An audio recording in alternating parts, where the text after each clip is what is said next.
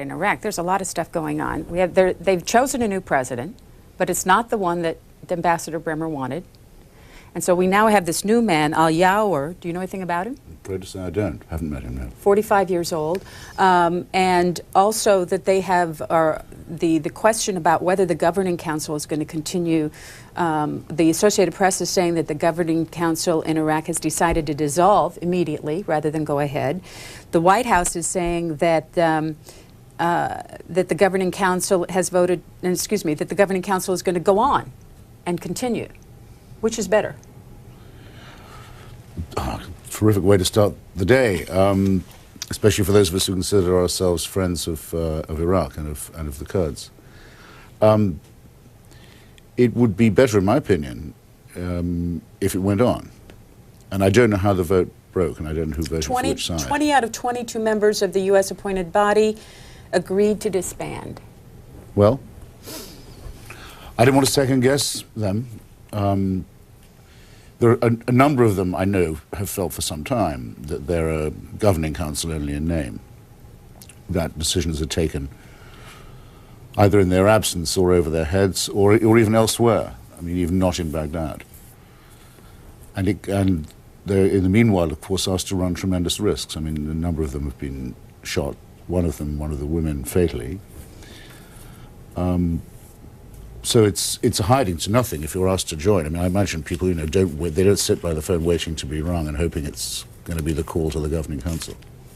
The Washington Post says this morning that they now have 91 as the total number of military investigations going on in Iraq, more than what had been thought before. Glad to hear it. You're glad to hear it? Yes. That more investigations? Do you think that there are more instances than? Well, I think it's. Let me put it like this. I mean, it's to the credit of the U.S. Armed Forces that, in fact, we know much of what we know about, for example, Abu Ghraib, which is a place where I've been. I was there about this time last year. A really horrific place, and with now everyone knows a double reputation for what one may as well call evil doing. I certainly don't think it should be called abuse, which is a silly word. We say child abuse as casually as we say alcohol abuse. Prisoner abuse is torture. We ought to say so. To finish my sentence, sorry, it's to the credit of the U.S. Armed Forces that we know most of what we know because of its own investigations. You have. I think these were begun some time ago, and it seemed to be fairly honestly conducted. You have supported the president in Iraq? Yes. And is that wavering at all? Has it wavered at all in the last weeks? Well, if you phrase it as supporting the president, that's a separate question from supporting regime change, I suppose. But I don't want to take any opportunity to seem as if I'm wavering. I mean, I notice some people are trying to straddle the gap. There is a difference between the president's policy and regime change, as a matter of fact. For example, I mean, the much despised and put upon and abused Ahmed Chalabi, among others, has been calling for some time, for many months, for an earlier transfer of sovereignty to Iraqis and for earlier elections. And I think appalling mistake was made, huge opportunity missed in not doing that earlier and giving the Iraqis the impression of an occupation. And that's what we're having to make up for now. Mr. Bremer, whose name keeps on coming up, I think did one very good thing, which was to replace the discredited Iraqi dinar with the picture of Saddam on it with something like a solid currency. Currency reform was the first thing he wanted to do.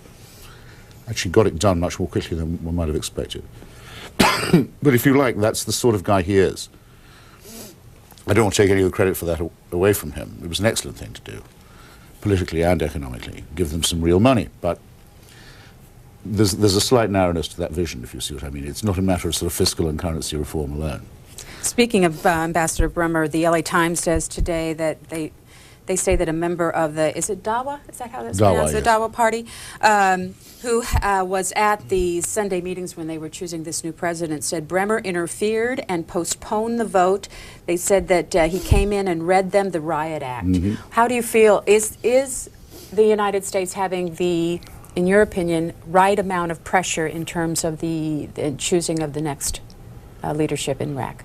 Dawa, by the way, in Arabic means the call. It's the call the muezzin makes from the minaret is the dawa. In other words, that's an Islamic party making this criticism. I've heard people say who aren't Islamists on the council that Burma is very autocratic. One's been hearing that complaint for a long time. We're going to open up our phone lines, invite you to join us. You'll see the phone numbers at the bottom of your screen. Christopher Hitchens will be with us for about 45 minutes. We're talking about any of the news of the day, but we might want to, before we take our first call, talk a little bit about your Slate piece that ran, I think, Sunday on Mr. Chalabi.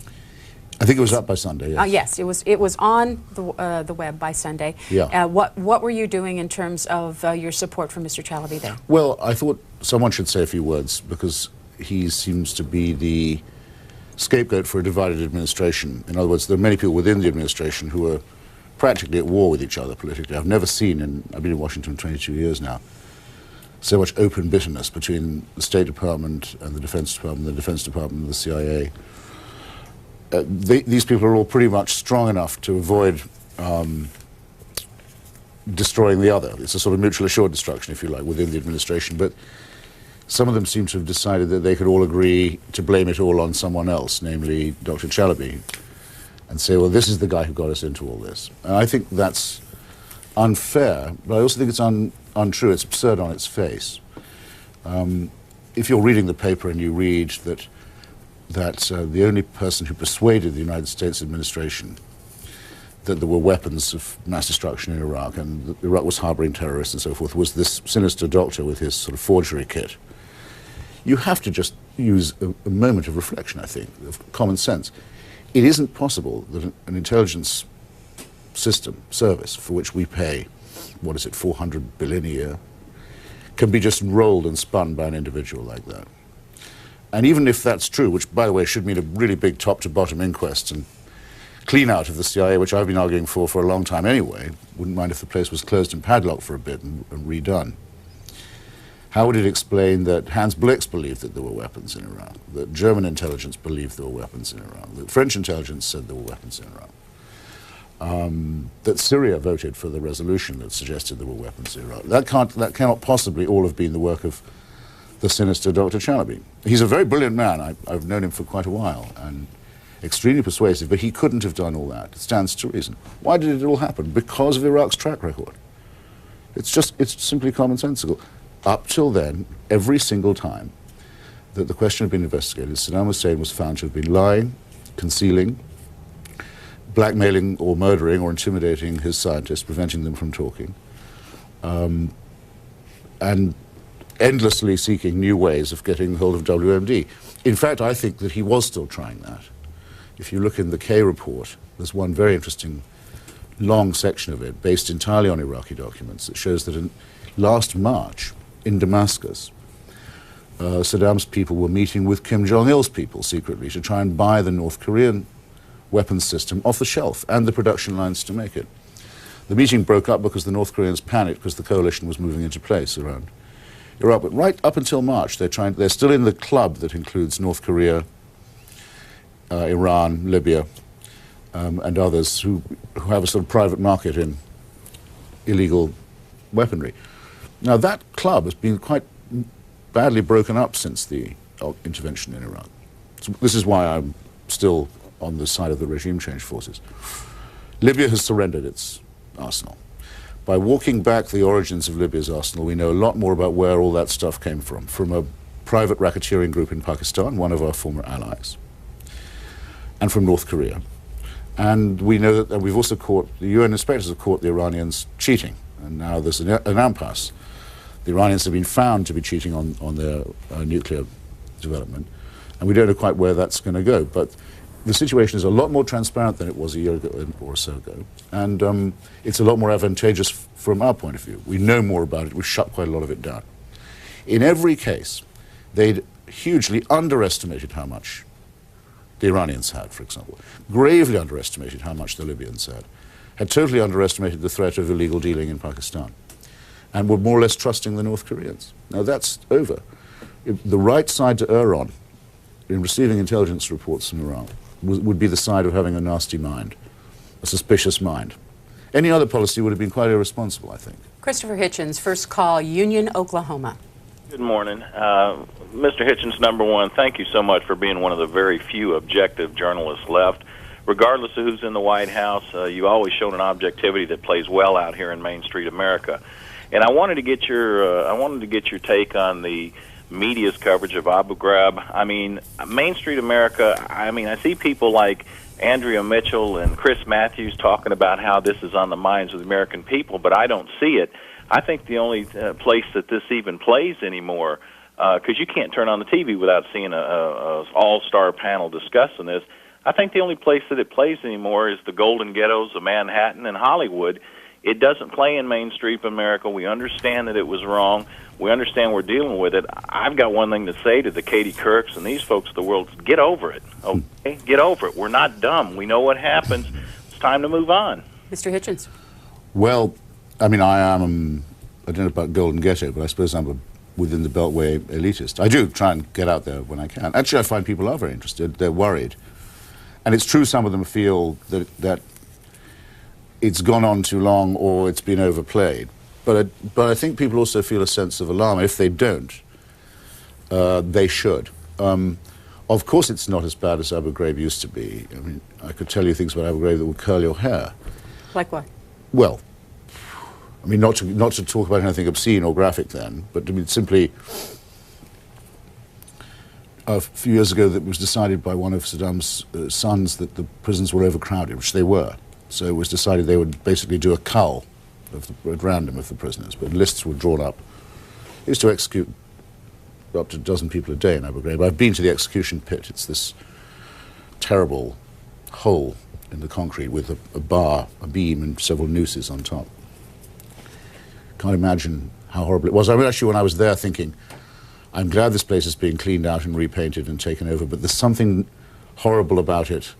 Maybe it'd be better, you know, to start again. But I mean, unfortunately, we needed a prison in a hurry. Sorry, I'm giving you such a long answer, but anyway, the guards in the prison got the list of the people who were due to be culled and drove around their families, went to their homes in Baghdad and said, how much will you pay to keep your relatives off the list to be culled next week? That's the sort of thing that was going on, to say nothing of the kinds of torture and mutilation that actually you may have seen last week. The 7 Iraqi businessmen who'd had their right hands amputated in Abu Ghraib for dealing in dollars and had their foreheads branded as well.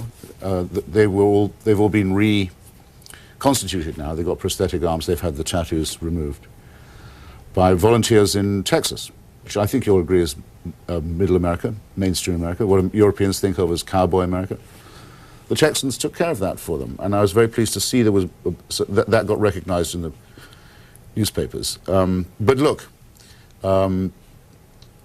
what happened in Abu Ghraib in the last few months, the last year, was paid for by our tax dollars. It's therefore our responsibility. We didn't pay for Saddam Hussein to amputate these people. That's not our responsibility in the same way. We shouldn't mention that in the same breath. We have to face what we have done or been responsible for and make sure it doesn't happen again. And I think very, very severely punish the traitors and cowards and giggling recreational sadists who thought it might be a laugh to not just do this, but to make cheap little videos of it for their amusement and for our discredit. Little Rock, It's Arkansas. very difficult, Sorry. actually, you see, to say too much about this, to cover it too much. Little Rock, Arkansas. Good morning. Yes, thanks, Connie. What a pleasure it is to finally get through to C-SPAN. I'm a junkie. I just have a question and a couple of quick observations, if I may. Mr. Hitchens, what makes you believe, sir, that we should have supported this Ahmad Jalabi, knowing that he's a convicted felon, wanted in Jordan for bank fraud and embezzlement, number one. Number two, Bush has shown his contempt for democracy by snubbing his nose at the world through the United Nations. And he has also shown contempt for my Christian faith. You know, the golden rule is do unto others as you would have others do unto you. Preemptive strike is just the opposite of that. Preemptive strike is based on fear. It's do unto others before they do it to you, based on fear. That is just the opposite of the golden rule. That is anti-Christian Christian. That was a command of Christ, not a suggestion. Thanks, Little Rock. I have tried to find out what occurred with Dr. Chalabi and the Petra Bank in Jordan, the Bank of Petra. And I can safely say that I don't know, because it's an extremely murky business. In other words, I don't know that it isn't true, and nor do I know that it is, and neither, by the way, do you, or do any of the other people who say they know that he was guilty. Wanted in Jordan, you could say, or convicted, it was a military tribunal that did this investigation and handed down that verdict. Military tribunals don't normally do bank fraud cases. The counter-suggestion made by Dr. Chalabi, who says he can prove it and says he has documents that will, I don't trust him necessarily to be right on this, but it deserves to be said that his case hasn't yet been presented, is that was a revenge through the Jordanian apparatus, which was quite close at that point to Saddam Hussein, for his anti-Saddam activities in Jordan. Again, I won't say I know that's true either, but it's the side of it that's least often mentioned. If you're interested in fraud and misappropriation, I hope you've been following the UN oil for food scandal and the unbelievable criminality and waste and misallocation that appears to be involved there. I mention this not as a matter of moral equivalence, but because you mentioned the United Nations as if it was something that had a sort of sacred or constitutional power. In the case of Iraq, it had failed repeatedly to enforce even its own resolutions, and not only that, but was acting in direct collusion, possibly for corrupt motives, through its bureaucracy with the Iraqi regime. I think that state of affairs has been allowed to go on far too long. I'm not a Christian or a believer in any other faith, so I don't want to adjudicate between you and the Nazarene and President Bush, but I think probably Bush could use being told more often that he isn't a Christian, because he too often claims that he is. My view about preemption is that if you don't favor it, and perhaps you don't, then people should stop attacking the administration for failing to foresee 9/11, because there's only one way that I know of that could have been prevented, and that would have been the bombing of the Al-Qaeda camps, at least the bombing, and perhaps the dropping in by parachute of a force to take out the Al-Qaeda camps in Afghanistan, and that would have been getting your retaliation in first. But there's no other way that what we saw could have been stopped, and it's possible not even that would have worked. Los Angeles, good morning. Yes, good morning. I find some of your comments quite interesting, Mr. Hitchens, I really do, because any of us who have followed the Middle East for any length of time, and I've been involved in the peace movement in Israel-Palestine for the past 40 years, clearly understand that there are two occupations going right now in the Middle East, one in Iraq and one in Palestine, and the American public funds both of those occupations. So just one quick comment about your WMD. The reason that most of the people in the area wanted weapons of mass destruction is because Israel has them. Israel has more than any of them. So when you look at the abuse in places like Abu Ghraib and some of the other places, and Chalabi, they have all been underwritten by the neocons in Washington. And I'm kind of interested what you think about this John B. Israel, who many of us who follow through the Internet recognize as an Iraqi national who is Jewish and was probably under the control of either Mossad and or Shin Bet. I think a lot of the torture that happened in Abu Ghraib was a direct teaching from the torture that the Israelis have done to the Palestinians. Yet the Vanity Fair, the LA Times, you never cover that. I'm curious as to whether you are going to cover that. On your first point that there are only two occupations in the Middle East, I would say that myself would say that the occupation by Syria of Lebanon would count, and some would say that the occupation by Turkey of Kurdistan would count too. But you'd be wrong, though you're right in saying that Israel did introduce weapons of mass destruction to the Middle East, and I've written a couple of articles, more than a couple actually, about Mordecai Vanunu, the Israeli whistleblower who revealed the fact that actually, in fact, we already knew, but made it a certainty and in some detail, and also showed how Israel had cheated and broken all the rules to acquire that weaponry. Then you say, so I'm fine so far, you might think, but when you say that's why other people in the Middle East want the weapons of mass destruction because Israel has them, I just think you're flat out mistaken. If Saddam Hussein had had a nuclear weapon, he would have used it on Iran, on another Muslim country. The use of the chemical weapons that he did have was always on Persians and Kurds, Shia and Sunni Muslims. It's naive to think that he would have tried to do anything about Israel. After all, Israel could have, so to speak, defended itself. The other thing you might bear in mind, since you care about the Palestinians, is that if Saddam Hussein had used those weapons in Israel or in the Holy Land, wherever we agree to call it, he would have been killing Palestinians as well as Israelis. There isn't a weapon of that kind you can use that discriminates between Jews and Arabs. Now, the second... Oh, yes, the neocon cabal. Mm-hmm. Well, I don't know anything about John B. Israel, I should specify, but I suppose I get up to 100 emails a day telling me that there's a Jewish neoconservative cabal in Washington. I'm getting bored with hearing this as an explanation, and I have to say, not in your case, ma'am. I'm also getting slightly irritated by the tone of voice that underlies some of that. I'm sure you can guess what I mean. And though it's not at all unlikely that Mossad would be helping with the interrogation process, I don't think that what we saw in those videos is borrowed from Mossad. Well, I'll tell you just one reason why. Mm-hmm.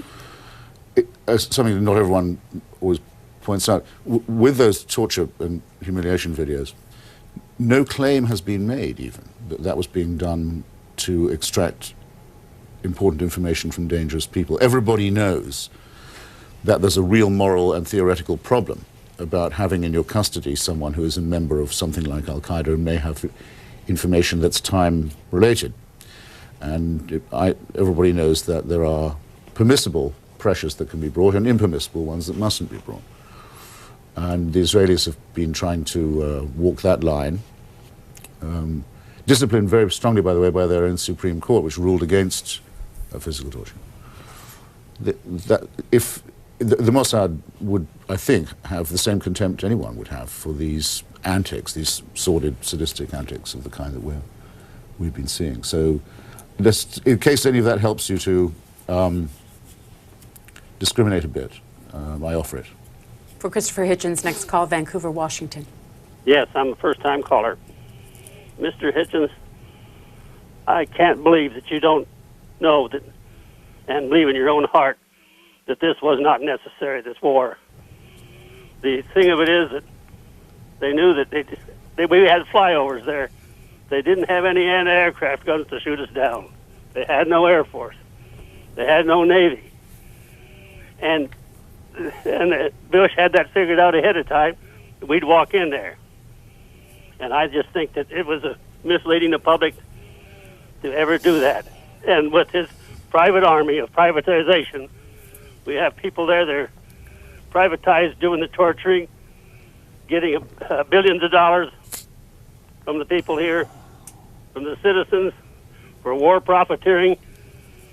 It was not necessary. Thank you, Vancouver.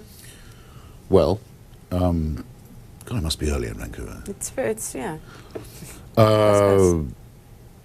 It would take a very long time for me to tell you all the reasons why I think that the confrontation with Saddam Hussein was inevitable as well as desirable, in other words, in the sense of being necessary.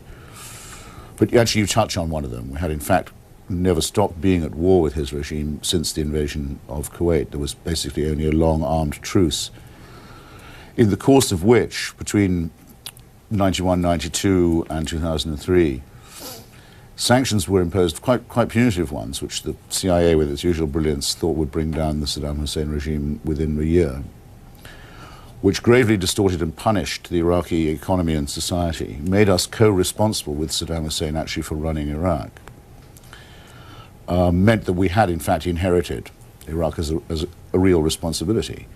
Now, I don't see how that responsibility could have been discharged without saying, well, first off, we're going to stop co-running the place with Saddam Hussein. He goes. We start again without him. I wish myself that had been done in 91. I think we'd be living in a much better world if it had been. I think the neoconservatives were right on that point. They would have got blamed for it then too, but they would have been dead right. The intervening 10 years saw this terrible damage to Iraqi society, the production of this half-starved, half-educated underclass that we're seeing now, which Iraq didn't used to have.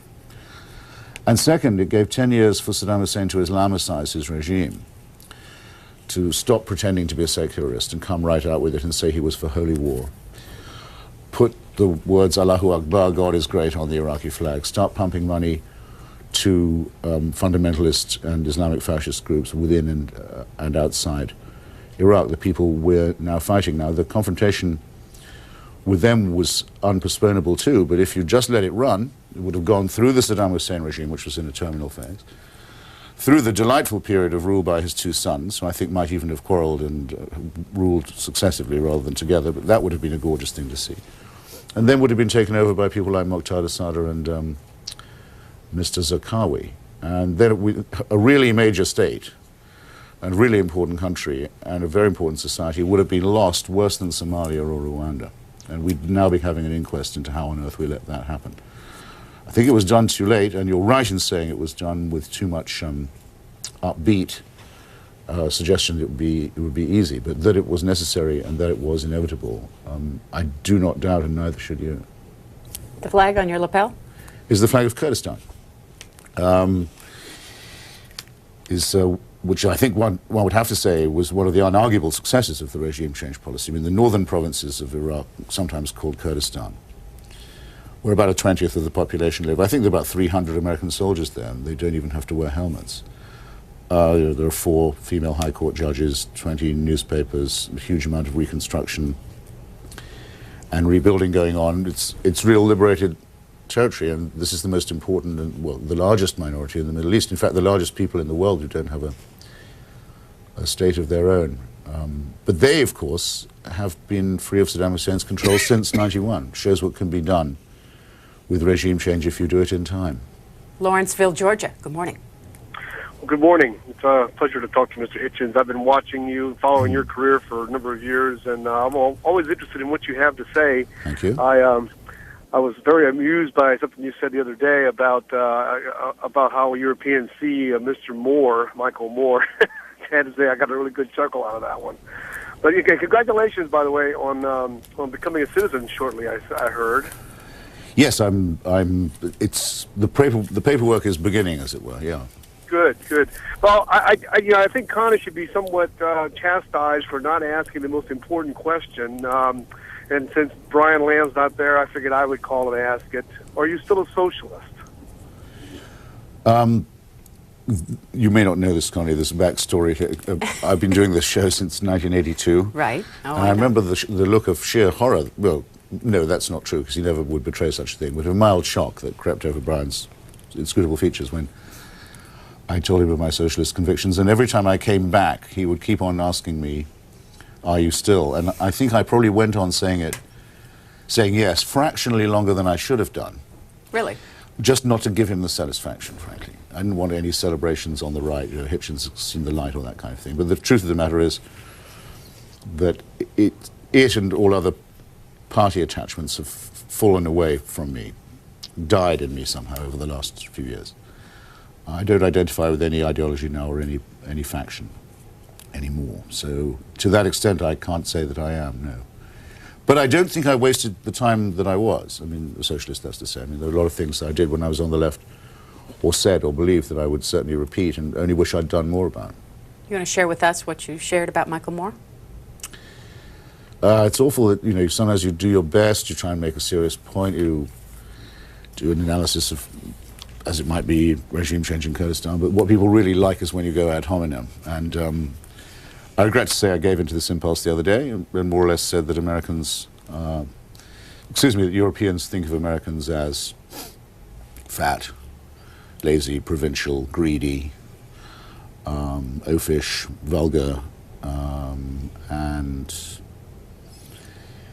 complacent and so on. And it's how odd it is that Europe's favorite American seems to be someone who has all those characteristics.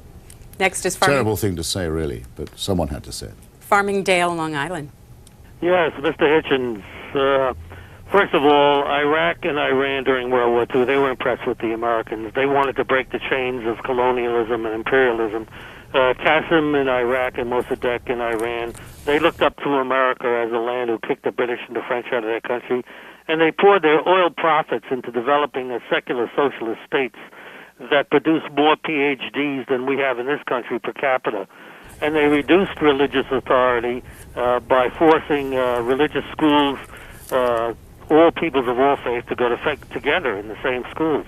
I mean, both countries developed doctors of both sexes. What happened was the United States overthrew Mossadegh with the Shah and got the Ayatollah. We overthrew Qasem during the Nixon-Bush administration, and we got Saddam Hussein in power. The CIA put him in power when Qasem wanted to take over Kuwait back, I think it was in '61, tried to get rid of the oak of sheikdoms that the British imperialists and French and Turks and everybody else had tried to create, and we just stirred the fires of fanatical religious faiths, not only in Afghanistan but in Yugoslavia. It's all a game. It's a chess game for the oil companies and these Bilderbergers, or whatever they call them, that maybe you have become part of. I know Clinton is, and I know the rest of you are. It's a disgrace to the human race what we're doing to these people. We destroyed the core. I would like you to answer this question. I'd like to answer you back, sir. Fine. Well, it's. I always find it depressing when I'm confronted with something that's half true, such as what you began by saying. I mean, it is, as far as I know. Actually, I wrote a book about it, just been reprinted, as a matter of fact, just recently. It's called Blood, Class, and Empire, about the inheritance by the United States, especially of the British colonial institutions and practices and alliances. And I describe in there what happened in Iran in particular in the 1950s. And generally speaking, anyway, until you started going on about Bilderbergers and conspiracy groups and the rest of it, you were quite lucid, sir, and I was with you. You're wrong about the oil companies inflaming religious hatred in Yugoslavia. I don't think that's true at all. But you were doing splendidly. And indeed, it's a critique that many of us have made of American policy in the region, that it has relied on proxy powers, local dictatorships, or military elites. The hope of the removal of the Saddam Hussein regime was that it marked a break with that, as indeed it does. A very risky break, but I think a very necessary one. And the fact of the matter is that in Iran now, the most popular symbol is the Stars and Stripes. Young people sew it onto their jackets. They think of the United States as a secular and plural country of the sort they'd like to live in, instead of the depraved theocracy they do have to live under. Let's give you a quick So there follow-up. are some ironies, in other words, in the American policy. I like to say that we're the ones. It was Theodore Roosevelt's son that went over there and overthrew the Mossadegh regime. We had a chance to have very good friends over there, and they would have given us good over. They nationalized their oil industry. Why the heck did the British landlock Iraq when they created Kuwait? It's just a sheikdom. We support these sheikdoms. Okay, caller. Like Saudi Arabia. I mean, Thanks. it's despicable what we've done to the world, and we're threatening it with these nuclear bombs. Thanks. Thank you, Farmingdale. Appreciate your call. He's right about Kermit Roosevelt, as a matter of fact. That is true. He's not quite right about Kuwait. I mean, the British did draw... Sir Percy Cox was his name. He did draw the border between Iraq and Kuwait. It doesn't completely landlock Iraq. Iraq does have a coastline there. And by the way, Kuwait has existed as an entity since before the British got there. There is such a place as Kuwait. It's not just not just a sheikhdom. But it's amazing when you look at it. If you look at the general world horizon of foreign policy today, you think the partition, the border in Pakistan and India, Kashmir, Cyprus, Palestine, Ireland, the border of Iraq, Saudi Arabia, Kuwait, all of these drawn in the 20th century by British civil servants trying to wind down the empire and get the hell out of there. There's even a book about it called Divide and Quit. Huge amount of American policy is based on cleaning up after the British Empire. The gentleman's essentially right about that. Chicago, good morning. Good morning. Excuse me. Hello. You're on the air. Yes. I'm curious as to whether you know about a book written by Catherine Cook. It is called Stolen Youth, the politics of Israel's detention of Palestinian children. Now, I was born there, and I'm part of Women in Black, which is a Israeli women's peace group. I have been there many, many, many times. And for you to so cavalierly say that the Israelis do not practice torture is just not correct at all. They not only do the torture, but they are busy torturing at the moment 2,000 young children between the ages of 13 and 17. So I think that when you say things such as Israel is not involved in the torture of the Iraqis or in teaching them, it is not correct, because that's where the hoods came from. It's where the tie-downs came from. Any of us who have been there for many, many years working with the Palestinians, we know that. Thank you. Thank you, Chicago. Let's let Mr. Hitchens respond. Shalom. I think you misunderstood my last reply, by the way. I did not say there was no torture in the occupied territories or torture practiced by Israel, and I said I was pretty sure that there would have been Mossad advice to the American operatives in Iraq. What I was trying to say was this: the Israeli Supreme Court has found cases of and heard, because of the suits brought among other things by Bet Salem, the Israeli human rights organization I'm sure you're familiar with, adjudicated on many cases of torture and has said there are some things you may not do. There's certain kinds of physical force that can't be employed. Now, this is a horrible business, because once you start trying to codify it at all, you're probably already tainted with it. But everybody knows that there is a what I describe as a moral and theoretical problem about what to do about non-state combatants whose tactics involve the infliction of civilian casualties, but whose aims are the infliction of civilian casualties.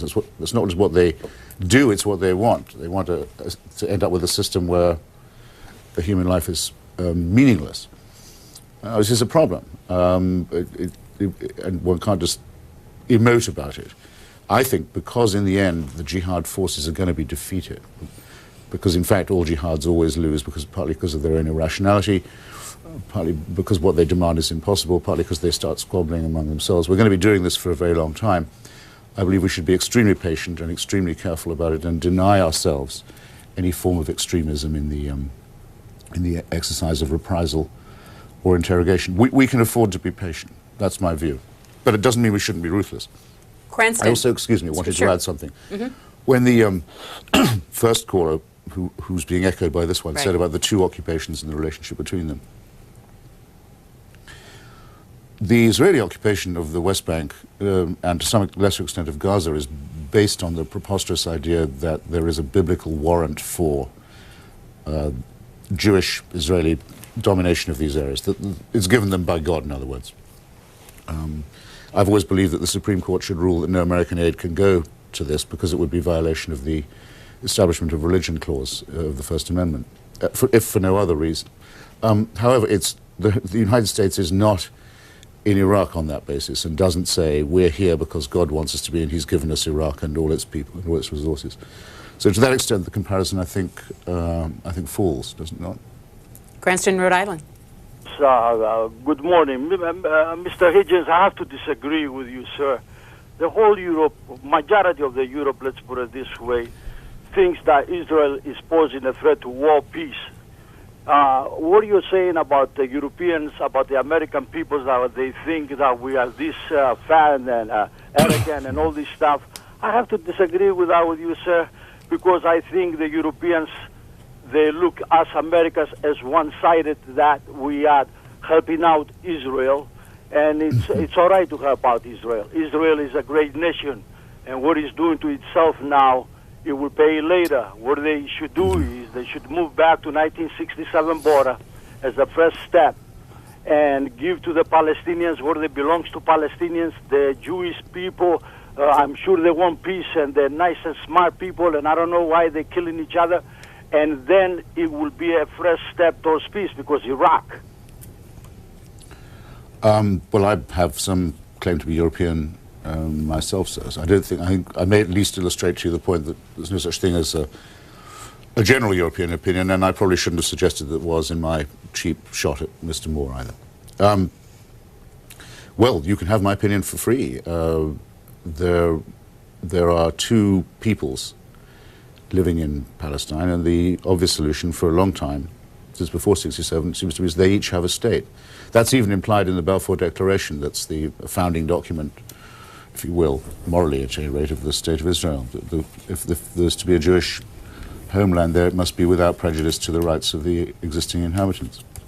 It's as simple as that. If it wasn't for religion, it could be done too, but unfortunately the extreme Zionists, though they're having some second thoughts now, even in the Likud party, about the idea of Eretz Israel, of the greater Israel mandated by the Old Testament. But they still maintain anyway that there's nothing you can do, it's beyond human control, this was given by God. It doesn't take much to get Muslim extremists to echo that and say, well, no, this land actually is all Muslim and should go back to the Caliphate. And then in the United States, there are a large number of Christian Zionists who hope that this tussle can help to bring on Armageddon and the, is it the second or the first, I can never remember, coming of Jesus Christ. These kinds of irrational cultist movements, sometimes called monotheistic religion, make what is an obvious solution impossible. But the majority of Jewish American voters have, whenever polled, registered support for a two-state solution, and a majority of Israeli Jewish voters can still be found for that proposition. So there's still some hope that that reason can prevail over the faithful. Melbourne, Florida. Hi, good morning, C-SPAN. Morning. I got two statements I got off the U.S. House of Representatives, and one quick question. The first statement is that when you recall, the President and others made repeated references to the unmanned aerial vehicles that they told us were a threat to the United States, that Iraq could fly over America and spray biochem weapons. I mean, I don't want to... Yeah, I do remember. Okay, but the President told us that our intel services were telling us that was going on. Well, let me tell you that what the United States Air Force was telling the President, quote, the Air Force does not agree that Iraq is developing UAVs with the primary intention of delivering biochem weapons. The United States Air Force stated that the small size of Iraq's UAV strongly suggests a primary role of reconnaissance. And my other statement is the speech made to the UN by Colin Powell. To sum it up, the story goes, Colin Powell, this is from the U.S. House of Representatives, by the way. Okay, Colin Powell made a speech, had the CIA analyze it and discuss it with him. They even drafted the speech, which then went to the White House. But when it emerged, it looked totally different. And the story goes that the Vice President and his Chief of Staff and National Security Advisor and National Security staff were involved in this. Caller, when you say it came from the House of Representatives, what do you mean? I mean, what are you reading from? It was Representative William Delahunt, which is an excellent speaker. I always see him up there with. Okay. So my quick question, okay, please. Go ahead. I'm wondering, from maybe an intel perspective, if you go overseas and look at the terrorist attacks, it's always like a bomb. But every single terrorist attack, it's going to happen here. It's going to be some spectacular, huge event. Like, why is that? What's going on there? I mean, the difference in the size. Yeah, it's going to be some... Thank you. Mr. Hitchens. Well, taking it in order, I mean, what he says is, I'm not sure about the reworking of the Colin Powell, George Tenet presentation by the White House. I don't know that I know that, but I know that that it's true that Secretary Powell and George Tenet were closeted for a long time, and George Tenet sat behind Secretary of State Powell making the speech to sort of indicate that they were right behind him. The agency was right behind him on all this. It takes us back to the very first question you asked me, or the second question actually, about Dr. Chalabi. Mm-hmm.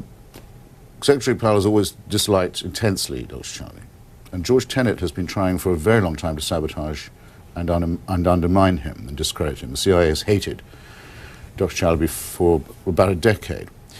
The guy's two worst enemies in the administration, backed by a $400 billion intelligence apparatus, make a presentation at the UN, which is found to be full of holes, and it's all blamed on Chalabi. People really must start to get real about this. I didn't really understand the second half of the question, and I don't think I'm wholly at fault, because I don't think you did either. No, I didn't. I don't know. I mean, I think what he was asking about was why is it, as it were, things that go off statically rather than are conveyed by some other form of delivery system. Or huge monumental explosions versus small car bombs. I know people who spend all of their time worrying about what can be smuggled into the United States by ship, either through the seaways or the harbors, how difficult it is to patrol the high seas, how easy it might be to get a weapon of mass terror on board one of those. I don't know, but I think we'd be speculating and I would start to babble. Will your citizenship papers come through in time for the election? Probably not. Homeland Security seems to have taken over the INS now. I mean, there's a tremendous paperwork backlog. People are getting lost in it, but I don't think I'll be able to vote, no, if that's what you meant. So are you going to speculate on who you would vote for if you could? Well, if because it was, you've talked about that. Sure, no, if it was, I'm a single issue voter, as I guess must have become apparent. And I'm not a Republican, I'm not a conservative, I'm not a very great admirer of the president in many ways, but I think that my condition is that there'll be an administration that wakes up every morning wondering how to make life hard for the forces of jihad, and how to make as far as possible an unapologetic defense of civilization against this kind of barbarism. And though the Bush administration has been rife with disappointment on this and incompetence, I nonetheless feel they have in some sense that spirit. I don't get that feeling from anyone who even sought the Democratic nomination, I have to say. So if it were today, you would vote for President Bush, and you could? I think I'd have to vote for the re-election of the president, yeah. Yes, I think I would. Christopher Hitchens, thanks for joining us this morning. Thanks for asking. Appreciate it. We're going to be talking more about energy and oil. The next we have